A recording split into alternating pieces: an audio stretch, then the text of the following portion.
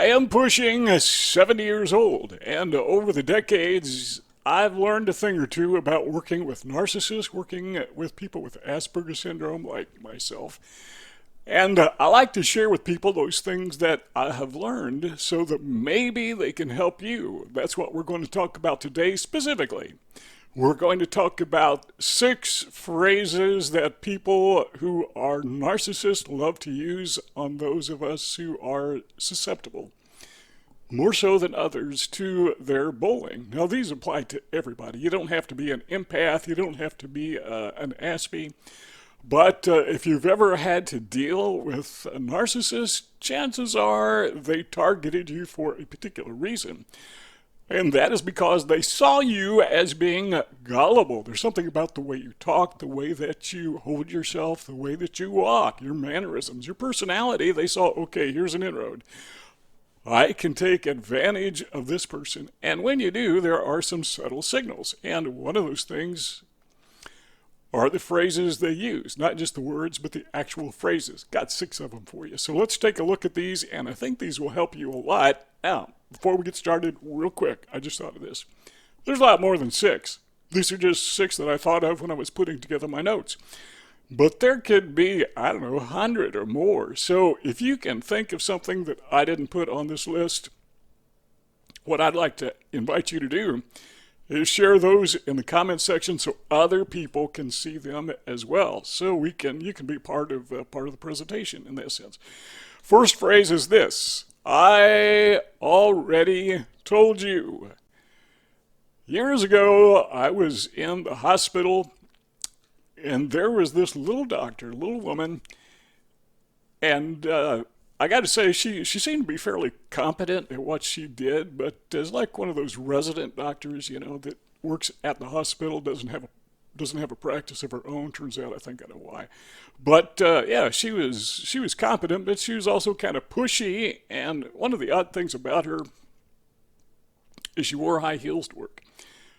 A doctor in a hospital, they're on their feet all day long, and she wore high heels. I couldn't figure that out. Now, I'm wondering maybe if that just could be a very, very subtle sign of a narcissist. I'm not saying that all women who wear high heels are narcissists. If you're a man and you wear high heels, let's not even talk about that. But that doesn't mean she's a narcissist, but I'm wondering if you wear them to work and you don't have to, isn't it kind of like you're drawing attention to yourself, putting yourself above others? Well, she was kind of small, so maybe she just did it to increase her stature.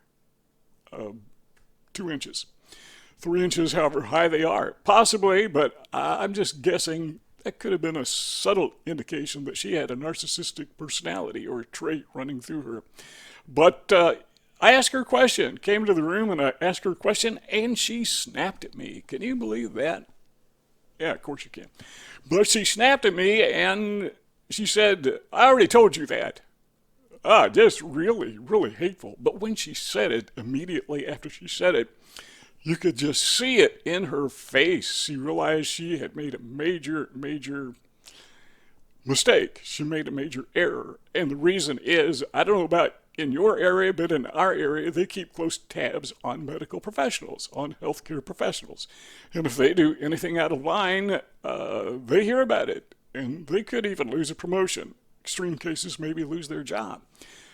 When you get out of the hospital in our area, or even after a doctor's visit, you will almost always get a call or something from from somebody who will ask how they did, what were your thoughts.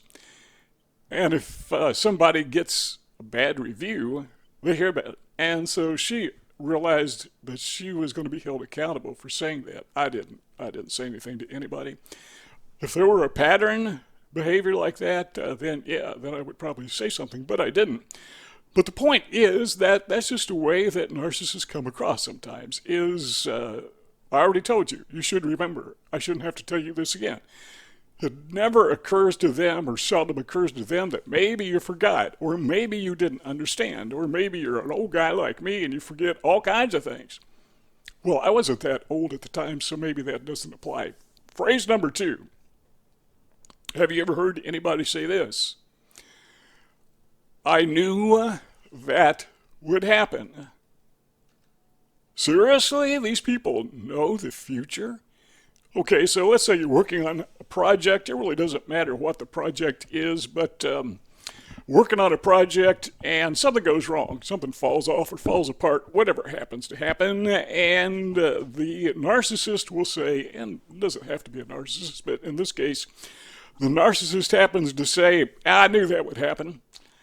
And I'm thinking, when they say that, is if you knew it would happen, why didn't you say something? I mean, if you're that good at foretelling the future, why are you even here? Why aren't you investing in the stock market? Why aren't you in Las Vegas? I mean, geez, if I could tell the future, I'd be the richest person on the planet. Guess what? Narcissists cannot tell the future. They like to pretend they can sometimes, and sometimes, well, pretty much all the time. They like to think that they know everything, not just in the past and in the present, but also what's going to happen in the future. I knew that would happen. I saw that coming. Something that is very similar to that is phrase number 3, and that is, I knew you would say that. Now, I've used that phrase a few times. Probably, I can't actually remember ever saying it, but I probably have in the past. Somebody says something, oh, you are so predictable. That is, when we say that, isn't that kind of arrogant? To put somebody down, you know, you are so predictable. You say that all the time. I knew that was coming. I just knew it. A narcissist says that because it is a way, again, of putting somebody down. I knew you would say that. You're predictable. You're not like me that, well, what's wrong with being predictable? You know, as an Ashby, actually, I am predictable. I eat pretty much the same thing every single day of the week. Pretty predictable. Maybe, narcissist, you don't mean it to be a compliment, but what's wrong with being predictable? What is wrong with saying things and people can expect you to say it? Well, at least they know who you are. Kind of like a narcissist, you can always expect them, once you figure them out, to be devious. Number 4. Phrase number 4 is this. Now, I kind of like this one. It's, what part of no don't you understand? Have you ever used that phrase? Chances are, I think most people have, because it's kind of amusing. Well, let me change that. The first time I heard it, I thought it was kind of funny. Yeah, I thought, yeah, it's funny. That's amusing. The second time I heard it, okay, yeah, that was amusing when I heard it before. But after 3 or 4 times of hearing people say, what part of no do you not understand?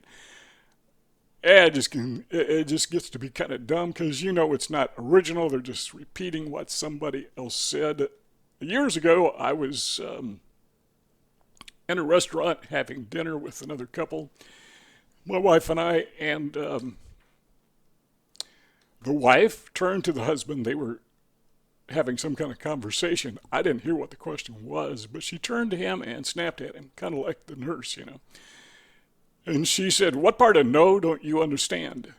And you could tell by his expression, he's a little bit embarrassed because his wife was being a bit of a bully, kind of a narcissist in public. He never did answer her. So I did. Probably should have kept my mouth shut. But I looked at him and I said, yeah, what is it? Is it the N or the O? Got to be one of the two. You know, I was being sarcastic, trying to add a little levity to the circumstance. Neither one of them cracked a smile. They didn't seem to think it was funny. They were busy having a little argument, and they wanted me, I think, to butt out of it. So what part of no don't you understand? Bullies love to use that. Narcissists love to use that phrase. It's a put down. It means I would never be as dumb as you are. I mean, I am superior in my understanding. That's implied, very implicit. Number 5 is this. You always, or maybe it's you never. Iterations basically the same thing. Front and back, inverse, what's the other one? I don't know. But you always say this, or you always do this, kind of like number 3. You never or here when I need you to be. You never do what you're supposed to do. You never clean your room. Maybe you don't clean your room. Maybe somebody needs to tell you that. But besides the point that sometimes they are correct, narcissists will use these phrases, you always do this or you never do this, to bully us, because, a narcissist has to be in control. He's got to feed that drive to boost his ego or her ego.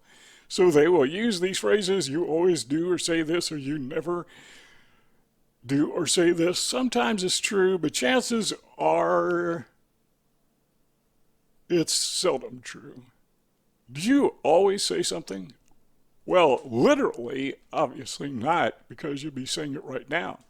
If you always said something, you would have started saying it the very instant you were born, and you would have not stopped saying it ever. You'd still be saying it.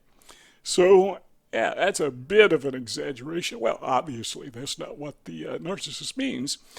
But again, they're saying that you are predictable to a fault. And again, I would say, what's wrong with being predictable?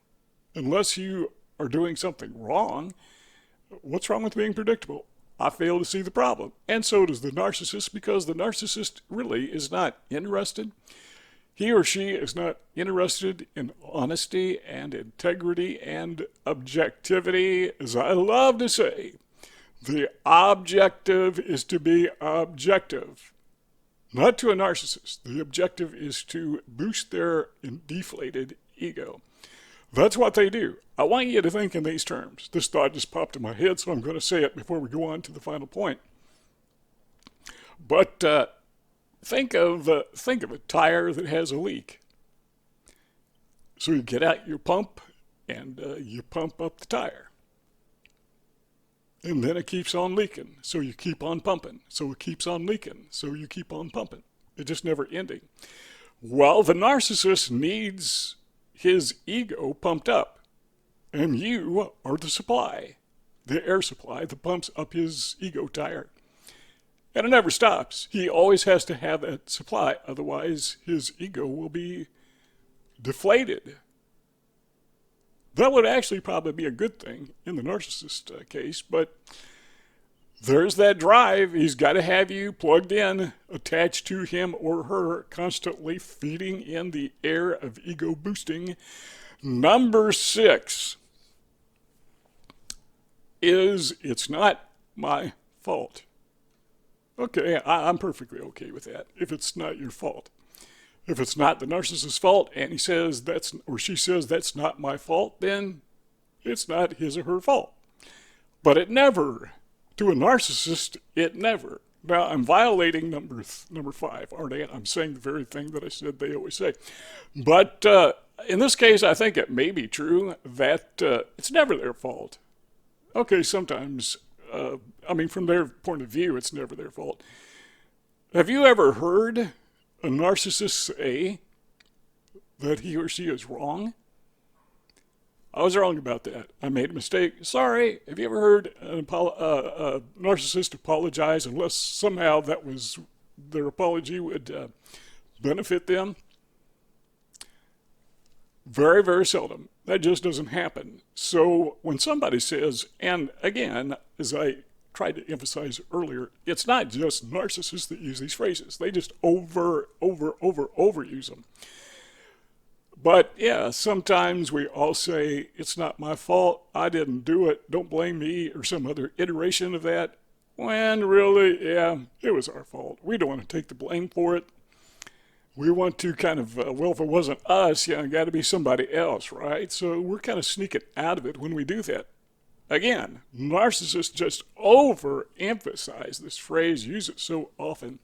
Though when you hear people saying these 6 phrases, and as I mentioned earlier, a lot more than 6, if you can think of more, let's just help everybody out who's watching the video and put it in the comment section so you can participate. In that sense, you can be a part of the discussion. How exactly did Jesus deal with narcissists? We've got the answer for you coming right up, so pay close attention. But first of all, we got to say this. I was working on a video on Asperger's syndrome, and I was taking note of some of the personality traits that Jesus has in common with people with Asperger's. And I made a video of that, and as I was preparing the notes for that video, it occurred to me that these same traits were positive ways, by and large, most of them are positive, to deal with people who are narcissistic. And so then I began wondering, who in the New Testament, in the Gospels narrative, was a narcissist? And it's kind of obvious, or we would assume that they were. I mean, you can't know for sure. And I could come up with a couple names. Herod the Great, was, and his lineage, they all seem to be narcissists. Caiaphas, the high priest, seemed to be a narcissist. But there were a lot of people that he dealt with that they may not have been narcissists, but they had narcissistic traits. And I'm wondering aloud, how did Jesus deal with those individuals? Maybe not just the narcissist, but narcissism in general. So we got 6 things for you. Ready to go? Okay, number 1 is Jesus demonstrated what we would call effective empathy. Now, effective empathy is where you are affectionate. You care about somebody else, and you show them that affection. Well, you feel it, but you can also show them that affection. I came up with an example of that. There's a story in the Gospels where there was this woman who was accused of adultery. Now, whether or not she was guilty, we don't know, but it's a very horrifying story because these guys, these religious holier-than-thou guys, okay, kind of narcissistic there, they put her in the midst of them, in the middle of them, and they decided, we're going to stone her to death. Talk about your patriarchy overload. I mean, that was horrible. Well, Jesus saw what was going on, and before they had a chance to do anything, he intervened. Now, that alone shows effective empathy. But he intervened, and he put himself in the woman's shoes. How would I like to be in her position? But then he put the, what do you call them, a mob? Put these guys in the woman's shoes. And he did it by saying this, according to the narrative. He said, which of you is without sin? Whoever that is, you be the one who cast the first stone at her. So in other words, put yourself in her shoes. They were in her shoes now because all of them had done something stupid. You can only imagine what some of these guys did. So nobody threw a stone at her. They just, apparently they dropped the rocks and, took off, left. So Jesus was left there with the woman, and he said, now you can leave, just don't sin anymore. So apparently she was actually guilty. But as I read that story, or as I think about this story, rather, I wonder sometimes if the roles were reversed, would this woman have intervened if somebody had been doing that to Jesus? Well, you know the story. Ultimately, he was crucified, and I wonder if that woman showed up. Did she object? I don't know. Bible, as far as I know, doesn't say anything about it. Just an interesting side note came to my mind. Number 1 is effective empathy, and number 2 is that, as we can see in this story, Jesus stood alone. He didn't go with a crowd. I don't know how many guys were in this mob that were ready to stone this woman, but there was a bunch of them. And Jesus didn't go with them. He didn't yield at all to the social pressure, to the peer pressure. I wonder what I would have done if I'd seen that. Would I have associated with the crowd? Chances are probably not. I think what they did was disgusting. Would I have yielded to the peer pressure? I don't think so. But would I have intervened? Well, that's a different story. I'd be afraid of getting stoned myself. And, that's none of my business, and so on. How would you have responded to that? What would you have done? I don't know. But what we do see is that Jesus stood alone. So that's one of the ways that he dealt with narcissists. And while we're on this topic, this part of this number 2, keep in mind that there were occasions where Jesus had to get alone, or he wanted to be alone, I should say, and he would go out and, spend hours praying. a lot of people deal with narcissistic abuse by maybe praying or meditating or getting alone with their thoughts, or however you want to say it, however you want to phrase it. Number three is Jesus was very focused. So we could say, and some of these, they may be a stretch, but I don't think so. I think they're really strong, positive responses to narcissistic abuse. And Jesus was an individual who was very focused. So he didn't allow the narcissism that was abusing him, the narcissistic people, to get him off track. He stayed on track. And that is one of the real problems we have with narcissistic abuse. It throws us off. Throws us off center. But it says that he was focused on one thing. And when asked, he said, or rather the New Testament says, the Gospels say, that he came to seek and to save those who are lost. Now, you interpret that however, but the point is he was focused. And he didn't get unfocused, no matter what. He had, number four, an unwavering mission in life. Cool. What is your mission in life? Most of us don't even have one. But being focused and coupled with having a mission in life may be a good strategy, a 1-2 punch, to deal with narcissistic abuse. In the New Testament narrative, there was occasion where Jesus was tempted. You remember the story? He was taken out in the wilderness and fasted 40 days, 40 nights, and during that time he was tempted. And the story is that Satan took him to a pinnacle of the temple, and first of all, he tempted him with bread. He said, look, if you are who you say you are, you see all these rocks around here, just turn them to bread. But so he took him to the temple and said, go ahead, jump off, because you are a great man of faith, and you know the angel's going to catch you. The point is, he was a guy who just couldn't be thrown off center. So that is one way that he dealt with narcissists, or narcissism. Now, he may not have been thinking, I'm doing this to deal with narcissists. In fact, I'm fairly sure that was not on his mind. Maybe it was. Who knows? Could be, but I don't think so.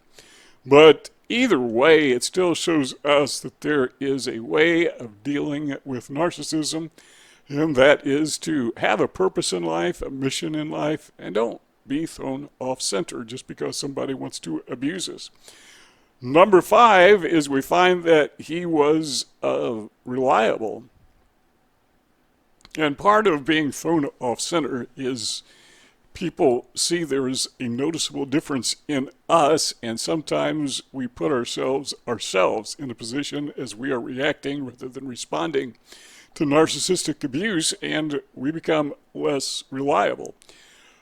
I don't know that that is a major problem with people who are enduring narcissistic abuse, but still it's an issue that I think is worth mentioning. And one thing I know about reading the New Testament Gospels is I can't ever, and if I'm wrong on this, use the comments to correct me, but I can't think of any time when Jesus showed up late. He was punctual. If he was supposed to be somewhere, he was where he was supposed to be. He was always reliable. That, again, like the other points we talked about, indicates that he was not thrown off center by narcissism, or by anything for that matter. Number 6, this is kind of interesting, is that Jesus was organized. One of the problems, and again, this is kind of like being thrown off center, but one of the problems we endure when we are facing narcissistic abuse, it has an effect on the most mundane aspects of our life. Maybe we are so frustrated we don't do something right, or we get sloppy, or maybe we won't make our bed in the morning because we're focused on this abuse. The narcissist has got inside our heads. And I did a video on that. You'll want to check it out later. And so we're not as organized. But Jesus, he's organized. He's an organized guy. Remember the story of feeding the 5,000 with the loaves and fishes? What did Jesus do? Well, he instructed his disciples to have this crowd of 5,000 sit down in groups of 50. I have no idea why. I'm sure there was a logical reason. I don't think it was just organization for the sake of organization, but either way, he's organized. So he wasn't thrown off center. He wasn't thrown off kilter. Think of a ship sailing through the ocean. It's just steady, straight. Nothing can throw it. Number 7 is he was tidy.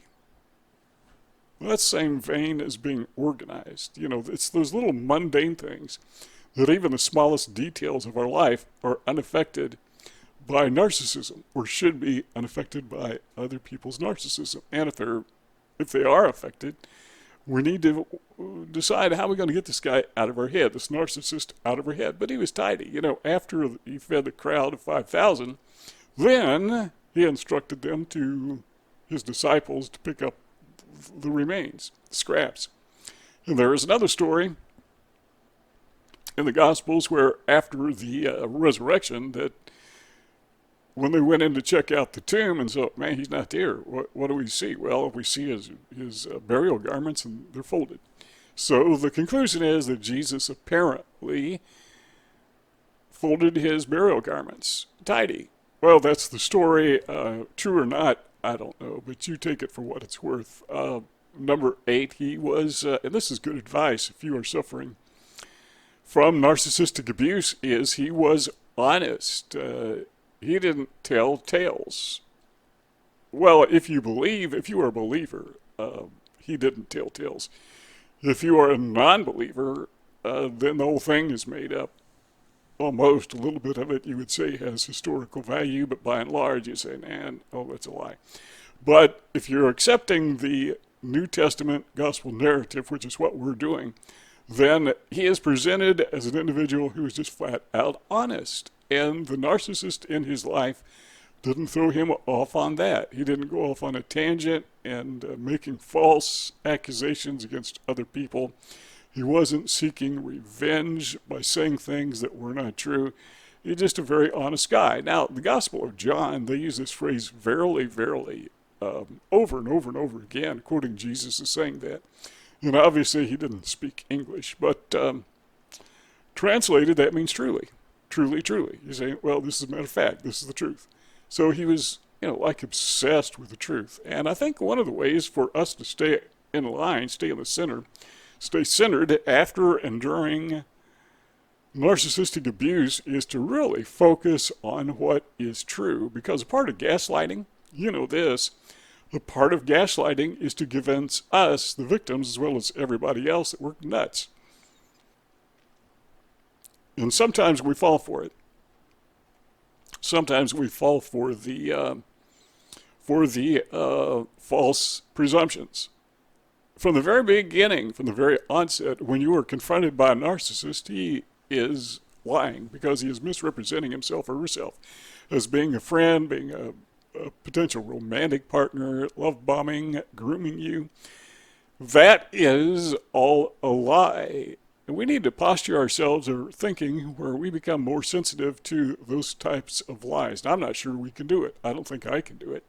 But the point is, honesty is one of the ways to contend with a narcissist, because you can never be caught in a trap if you are always honest. Now, some people will, some people will try to make it look like you are lying when you really weren't, but still, you have to live with yourself. Even if people accuse you of being dishonest when you were not. Number 9 is he was insightful in other people. That is something that victims of narcissism really need to learn to do, is to be insightful of other people. Because Jesus, more than anybody that I could think of, had this problem with rejection. There were a lot of people, even though he did really good deeds according to the gospel narratives, people didn't like him because, well, he kind of threatened their income security and their power base. So they rejected him, and he dealt with it because he was insightful. He could see what was going on. So there will be people who reject us, especially during the phase of narcissistic abuse in which there is this smear campaign going on, and other people who we thought were trusted friends become, the flying monkeys. They become the proxy narcissist. They become the agents of the narcissist. We need to be insightful we need to be insightful in the sense that we understand that's human nature. That probably in the past, we've done the same thing. We've listened to gossip or slander and we just believed it, didn't question it. Faith comes by hearing. So, like Jesus, who is obviously insightful, we need to be insightful. The best example I can think of that in the Gospels is, and there may be better examples, but this is the one I thought of, is the question was posed to him, are we supposed to obey God or man? Are we supposed to obey God or the government? Because we are supposed to obey the government, right? But what if there's a conflict? And to show how insightful Jesus was, he took a coin and he asked them whose inscription, whose image is on the coin. And they said, Caesar, obviously. And he said, okay, well, render to Caesar that which is Caesar's, and unto God that which is God's. So he was saying there's an obvious distinction. And you can see that. He was insightful. He was introspective. He had self-insight. That throws back to where he knew what his purpose was. He knew what his role was in life. He knew where he was. He just a really centered individual. And one of the ways to deal with narcissists is to have self-insight. That will prevent, in my opinion, gaslighting from getting to you. Got to know yourself. You got to know, hey, you're not the crazy person they are putting you out to be. They are portraying you to be, I should say. The other thing we find is he was introspective, not just insightful, but he was introspective. He not only understood others, but he understood himself. That is your defense against gaslighting. Number 11, he used his intelligence. And to use your intelligence, you first have to have intelligence. But virtually everybody has some intelligence, so whatever you got, a lot of it or a little bit of it, use it. Just use it. And I'm thinking of the story where, Jesus told his disciples that they should be seeking the kingdom of God. And they were wondering about that, talking about it amongst themselves, and they were wondering, well, which of us is going to be the big shot in the kingdom of God? Which is going to be greater than the other, How's that pecking order going to work out? And to show Jesus' intelligence and his insight, and his insight is, he took a little child, according to the New Testament, and he set the child in his midst, and he said, whoever is the most like this child, that's the greatest person. Why is that? Well, I guess because you're not influenced by external things that sometimes adults seem to get into. It's kind of like the best way to grow up is to be like a child. And the best way to get ahead is to slow down. You say, well, somebody is driving faster than me, so I want to get ahead of that person. So you speed up even faster and you wind up getting a speeding ticket. That's not in the New Testament, but still, the point is that use your intelligence. Now, the other thing we find is that, Jesus responded to narcissism by having a meltdown.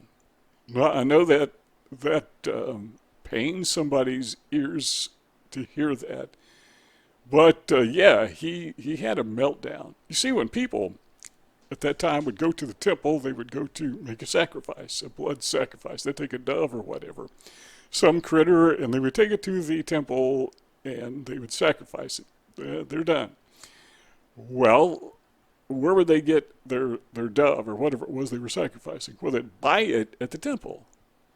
What's the big deal about that? Because you got to buy it anyhow, so you may as well buy it at the temple. Well, the problem was the temple, the guys who ran the temple, they had their own currency. They had their own monopoly money. So you could go ahead and buy your dove or whatever it was, but you had to buy it with their currency. And so you had to exchange your currency for their currency. And to do that, you had to pay a fee.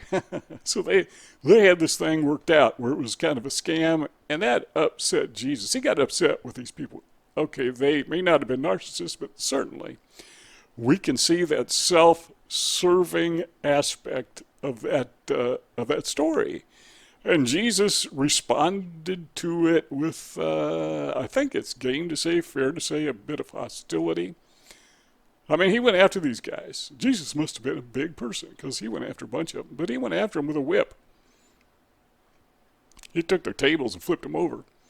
I don't know how sturdy those tables were, but I'm thinking they're a lot heavier than some of those little plastic tables we have. He flipped those things over. He's upset.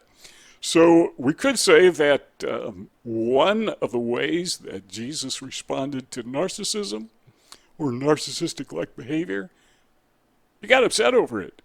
So, if you get upset over a narcissist and somebody calls you out on it, you just say, well, I'm just being like Jesus. Number one is your affective empathy has become more effective. Let me explain that. Let's imagine that there is a soldier on a battlefield and he has been wounded. Now, he still has empathy for other wounded soldiers, but he cannot help them because he himself is wounded. So once you get over your disability of wounds, that is to say that once you've been taken to the hospital and you've healed, now you not only have empathy for other wounded soldiers who are at this very moment being wounded on the battlefield, but you can actually help them. Your empathy can be put into action. So one of the signs that you are overcoming the abuse of a narcissist is that you are now able to help other people who are enduring the abuse of narcissists. That's what I'm doing at this very moment. Now, by the way, I'm still being shot at by narcissists. I think we always will be as long as we live, till the day we die.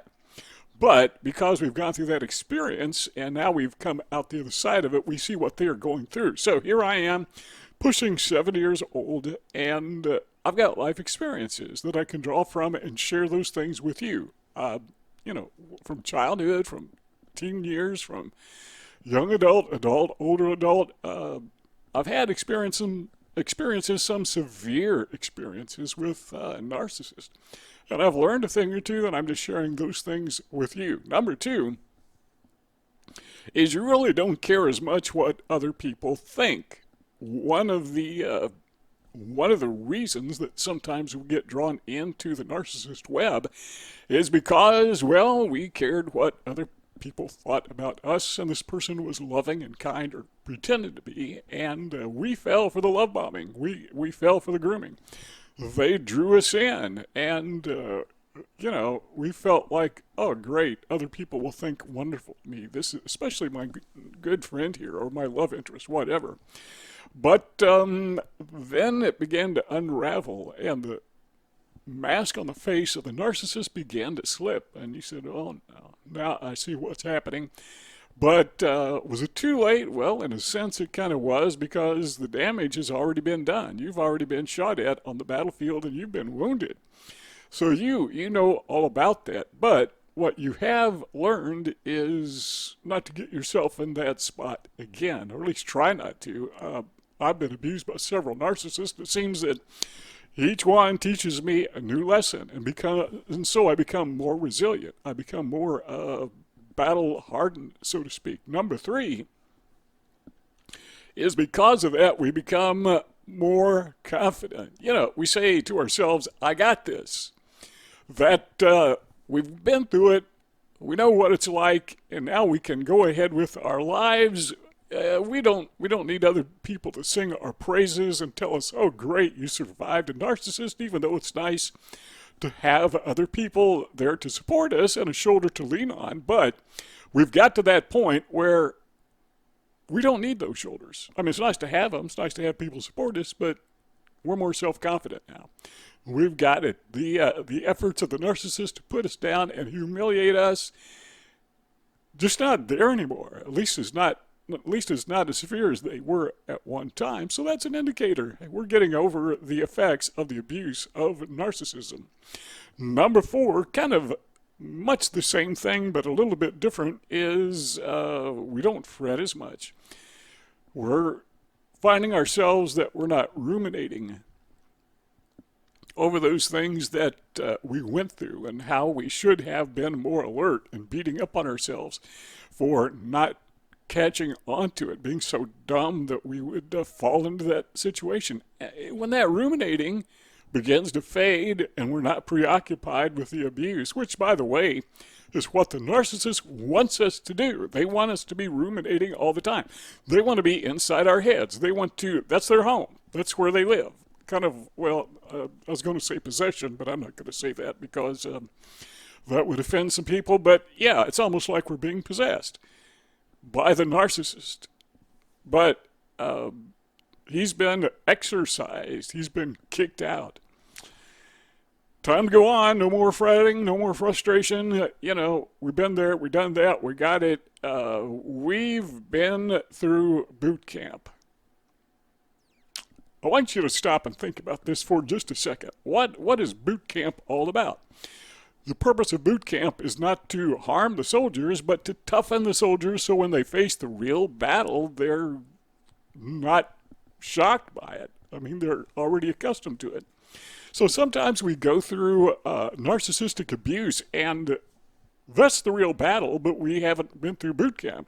And so the real battle becomes our boot camp, so to speak.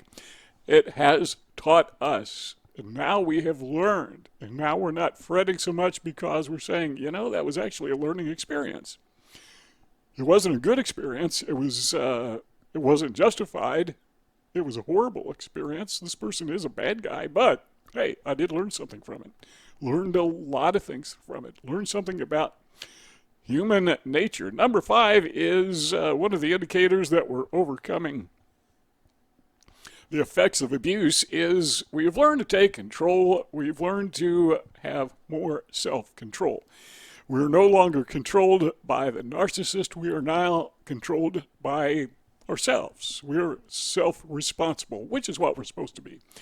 You know, we're supposed to take care of our health. We're supposed to mow our own grass. We're supposed to assume responsibility for ourselves if we can, for our own source of income to make it in the world. And the narcissist doesn't like that. He or she wants us to be solely dependent on him because, well, after all, they're the best things that ever happened in their opinion.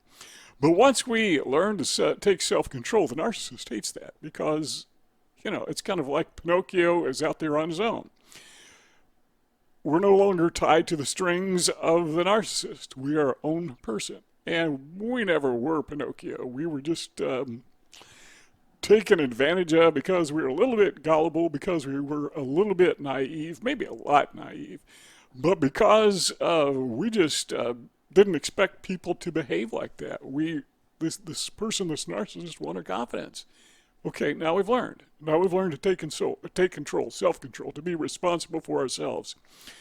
Number 6 is we become more positive. And by that, I mean that, those fake motivational speeches we hear sometimes on YouTube or the books that we read, I guess they're fine. I guess they're okay. Many of them, some of them are almost cults. Bothers me immensely, but we now have a positive outlook on life because that weight of narcissistic abuse has been lifted. Here's an example. Not long ago, I used to like to go walk in a state park. Go out, walk up and down the hills, go on a hike. And to build endurance, one thing I would do is I'd put on a backpack and I'd put rocks in it. And I'd go out hiking with added weight on my back. And when I got back from the hike, typically wasn't that far. I'd go anywhere from 3 to 7 miles. And I'd take off that backpack, but man, the difference. It was kind of like I was walking on air. And then it occurs to me that's what it's supposed to be like. That's how you walk all the time. I mean, you don't walk around with a backpack.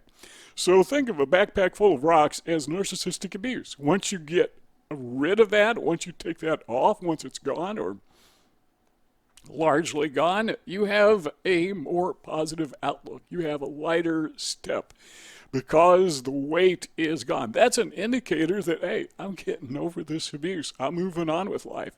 Number 7 is, well, just happiness. Happiness simply means happiness. Okay, what's happening right now? What's happening right now? We're happy with it. That's an indication, in my opinion, that we are overcoming or have overcome the effects of narcissistic abuse. We're happy. We're happy with the way things are going. We're no longer ruminating about all those things in the past. We're no longer living in the past. We're now living today. We're concerned about our health today, what we're doing today, what we're thinking today. We're thinking about today, not the past. And it's okay to learn from the past, but not to be obsessed with it, not to ruminate and allow it to control our lives. Number 8 is this: we feel simply more fulfilled. Now, I know some people who have been the victims of narcissistic abuse, and one of the frustrations they have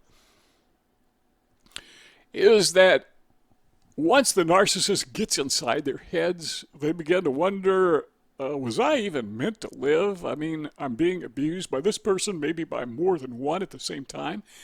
And was I meant to exist? And is this the way you're supposed to exist? Does my life have a purpose? And they go through all these depressive thoughts.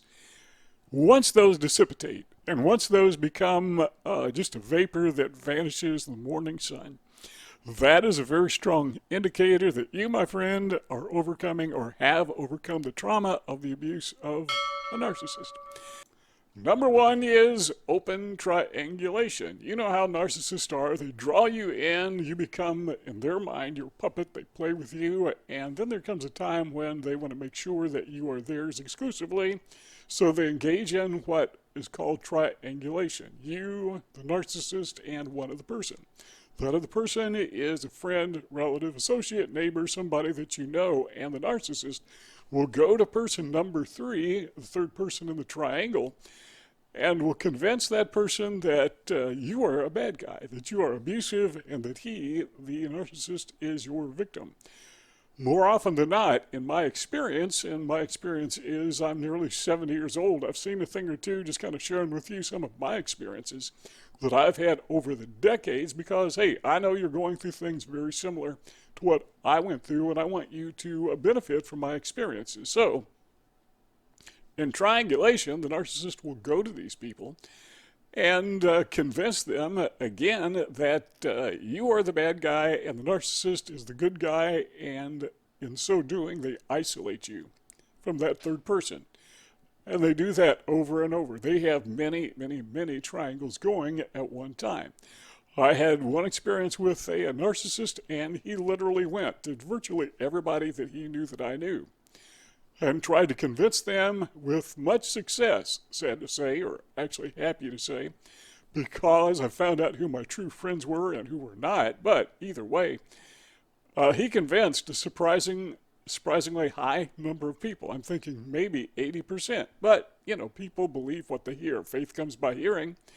Well, what does that have to do with an indication that you're about to be discarded? Well, what happens is just as you are about to be discarded, the narcissist will no longer hide his efforts at triangulation. When I say efforts, I don't mean that I don't mean to imply tacitly that he or she is not successful, because usually they are, but they don't try to hide it. They're just very open with it. They may even say something to the effect and brag about it. They say, you know, I talked to your friend the other day, and guess what? They don't like you. Why? Why would they do that? Well, because they don't need you anymore. They don't care what you think. It's over. You know, there's no more grooming. There's no more love bombing. That part is long gone. That thing where they tried to take advantage of you every way they possibly could, because, well, they need the self-esteem that using you can give them, and, well, you've kind of led on to them, or maybe they found someone that's more effectively a better supply for them, and They're just kind of done with you for whatever reason, but probably because you're catching on to them. So now they want to let you know that they don't care. And now they begin telling you and informing you what they're doing. And they think they are so savvy. There's a thing called duper's delight. You've heard of that before, where they want to show off the fact that they've been duping you all along, that they have outsmarted you. Actually, they have outstupided you, but they're too stupid to know that. They're too naive to even admit that they could possibly have done something wrong. So open triangulation, yeah, that's a clear sign. This person is about to get away from you. Number 2 is narcissistic rage. We talked about the love bombing phase, what I like to call grooming. We talked about that, and the narcissist does not enrage himself, or at least allow it to be shown during that period. He wants you to think he's a good guy or she's a good guy. Your friend, your associate, business associate, your love interest, whatever, they want you to think that they are genuinely caring about you. But when they're ready to discard you, they don't care anymore, and out comes the rage, because who cares? I'm going to go ahead, the narcissist thinks, and blow my stack, because that's the way I feel, and it's all about me anyhow, so my emotions are going to be cut loose, and I'm going to get in this person's face, or I'm going to yell at them, or I'm going to do whatever I want to do. Sometimes these people get kind of physical. They start throwing objects, or they may physically abuse people. That happens sometimes. Now, I could almost guarantee you that virtually, and this is extremely extreme, I mean, this goes all the way to the edge, but I could almost guarantee you that every serial killer who has ever lived was a narcissist. Obviously, he or she, in a few cases, cared far more about himself or herself than about anybody else. Well, the narcissist may not physically take the lives of other people, but they will engage in character assassination. It's basically the same thing, it's just not as extreme.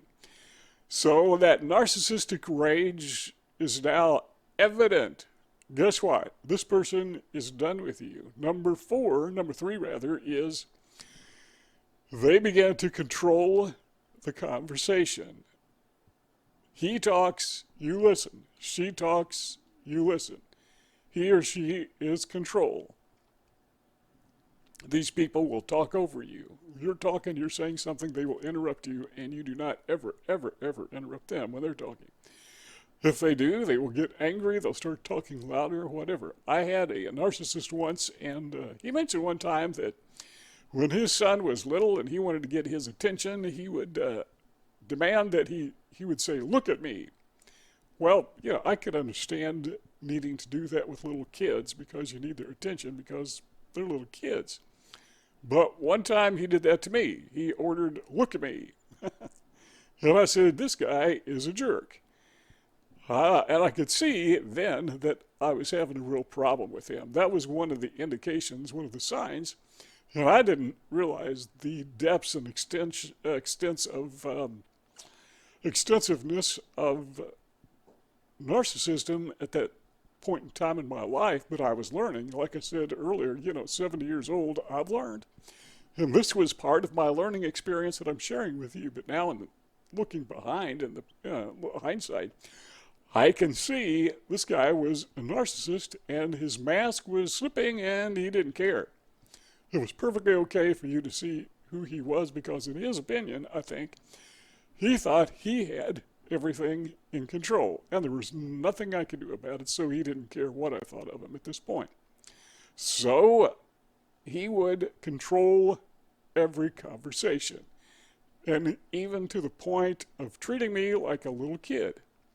Well, guess what? He was right. It did come to an end shortly after that. Number 4 is a communication break. That is, sometimes the narcissist will try to punish you by giving you the silent treatment, but other times the narcissist is done with you. So why would they talk to you? They don't need you anymore. In fact, they think you're a joke. I like to use the example of a tissue paper. When you're using it, you're giving the tissue paper some interest. But when you discard the tissue paper, you don't want to use it anymore. You don't want to look at it. You don't want to touch it. You just forget about it. It's gone. You don't know what happened to the tissue paper, and quite frankly, you could care less. Well, to the narcissist, guess what? You were just like a tissue paper that he or she is using.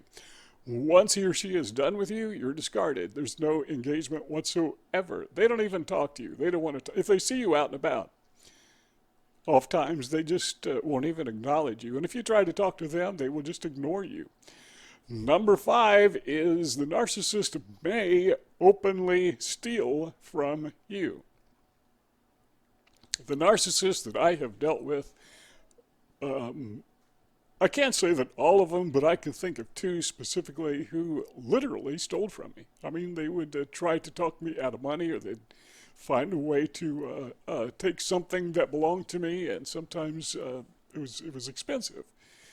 And one time I turned one narcissist into the police. I called the cops on him, and the cops called him in and interrogated him. You know what he said?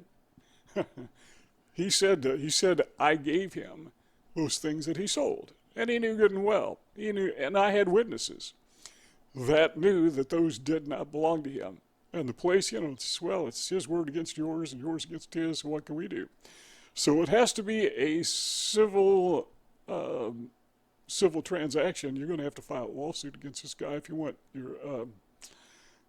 your items back. But the problem is he had them hid, and you can sue him, but he doesn't have anything. And he made himself a judgment proof. That's one of the real tragedies of narcissism. And I need to do a video on that now that I'm thinking of it, is this guy was so, I hate to use the word addicted. No, I don't, because that's the correct word. But let's use the word dependent. He is so dependent on having that supply to boost his ego, that just like somebody who is dependent on any other substance, that dependency comes first. And their lives often turn out to be wrecks. They lose everything. They lose their finances, they lose their jobs, they lose their possessions, including their homes. That was the way this guy was in. A situation he was in is he was basically flat broke. Didn't have a job, didn't have a home, didn't have a car, lost his driver's license. Apparently a judge took him away because he didn't show up in court. I mean, he was a basket case. And he didn't see it. He thought he was the smartest, most savvy guy on the planet. But they openly steal from you. They don't care that you know. Before, they may try to take things behind your back or talk you into a loan, which they know they're not going to pay you back. But now, they just openly take it. They don't care if you know or not, because they know that you're going to know, because they're getting ready to make that break. You're about to be discarded like a tissue paper.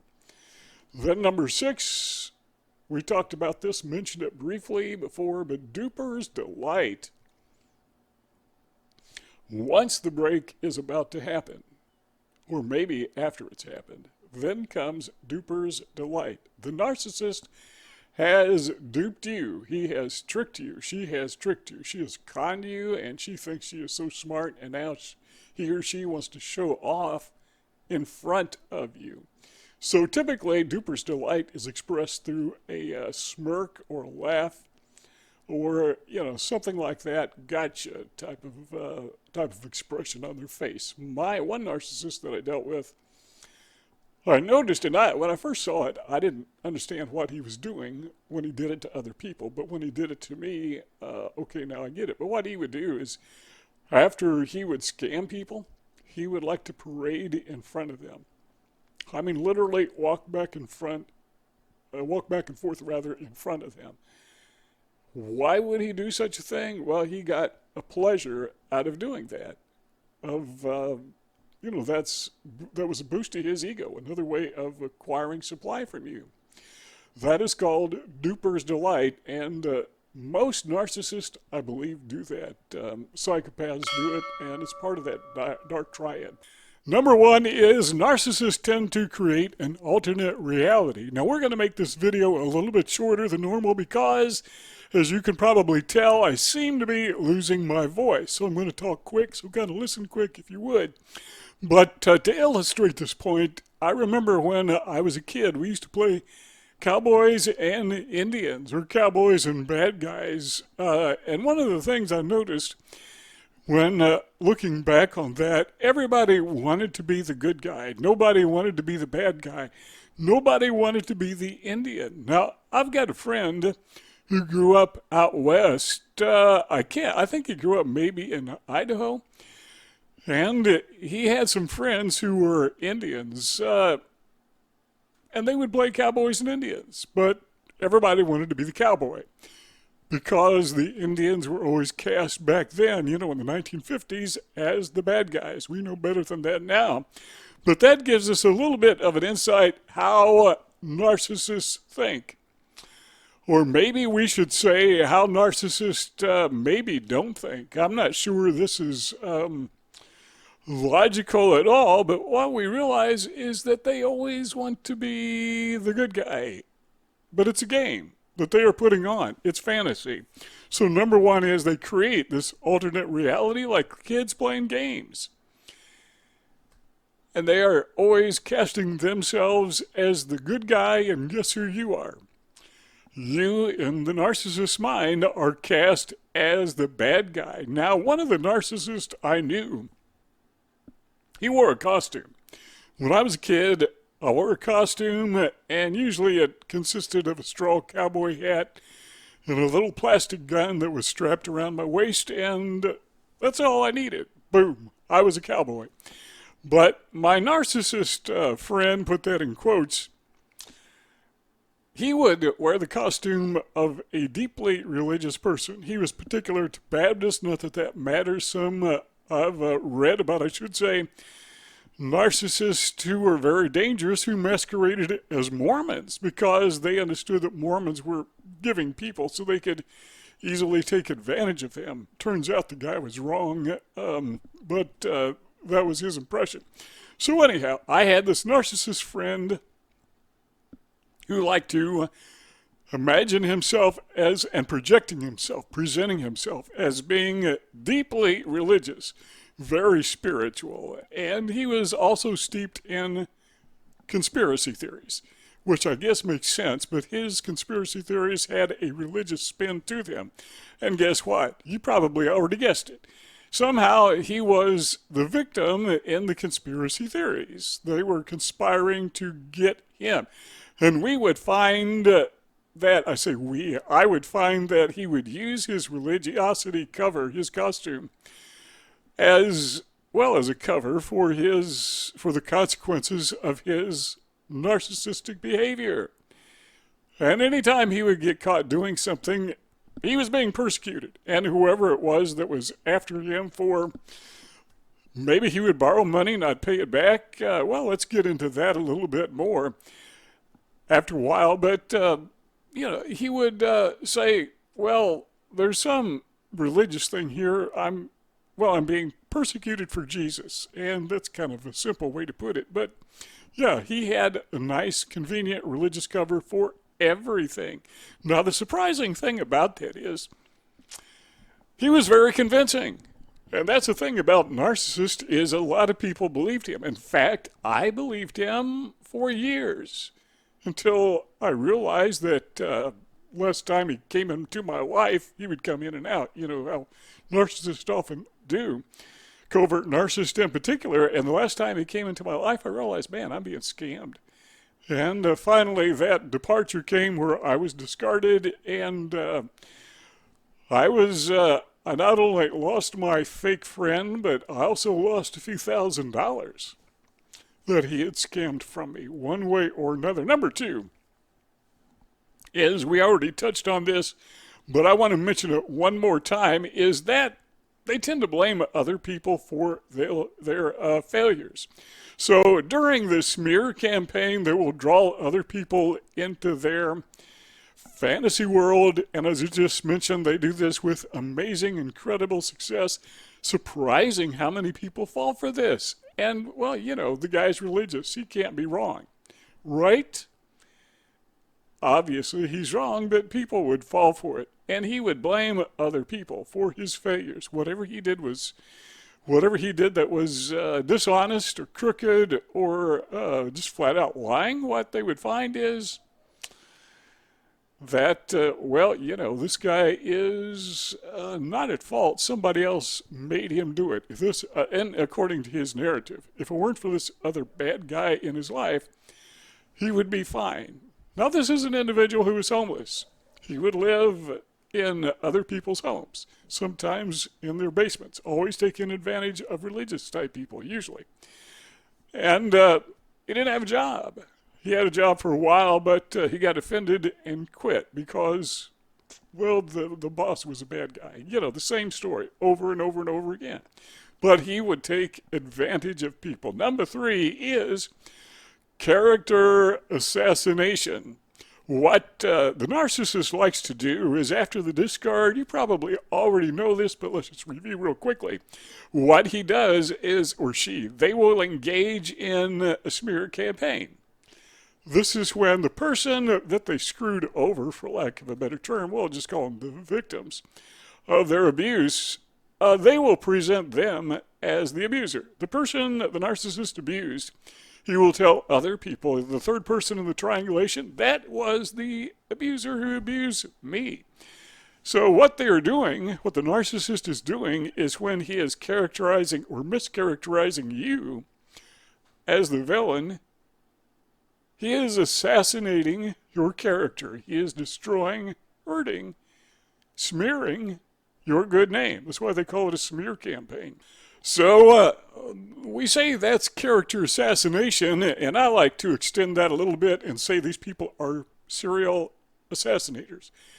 I don't want to call them serial killers because they're not physically killing other people, but I wouldn't put it past them. And I would say, and I said this, I think in my last presentation, that virtually every serial killer was a narcissist, somebody who had no empathy whatsoever. Number 4 is they lie. Now, we could talk about this forever, but let me just say very briefly that their entire life is a lie. Everything about them is a lie. They're masquerading, they're playing, they're pretending to be the good guy. That fantasy world that they created for themselves, imagining themselves as being the king of the world or whatever. The world's a lie. So it shouldn't be surprising to us that they would incorporate within their life lie, or their life, however we're going to phrase it, that they would incorporate within that verbal lies. So they verbalize verbal lies. When they discarded you and they went on that smear campaign, that character assassination campaign, it's all lies. That's what they do. They lie. And I said this twice before, say it once again. It always shocks me how many people actually believe them. Number 5, let's close out with this one, but it's very important. So hear me out on this. They are thieves, or at least the narcissists that I have dealt with have been thieves. Now, as I approach 70 years old, I've lived, several decades, and I've learned a thing or two. And one of the reasons I do these videos is I just want to share with you what I've learned. And what I've learned about narcissists is they're thieves. Now, they may steal money if they can get away with it. They may be scammers and talk you into a good deal, which they're really just talking you out of your money or your resources, but they also steal your supply. The analogy that I use over and over again is like a tire with a slow leak. They're constantly needing air supply, but in your case, they need ego supply because they are ego deflated. They have no sense of self-worth, so they have to acquire that somewhere because being humble just not in the equation. They steal that from you. They will humiliate you. They will put you down. They will take things physically from you. But that whole process is stealing. They're stealing supply from you. They're transferring self-worth from you to themselves. That is stealing. So their entire lives are lies.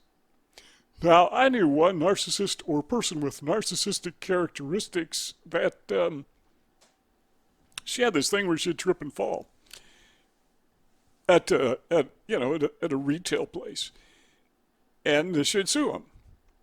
She tried that once, and yeah, it worked out pretty good. They settled with her, didn't want to go to court. Probably either had a bad attorney or didn't want to pay for an attorney. I don't know which. But I actually saw her name, and I saw this in the state.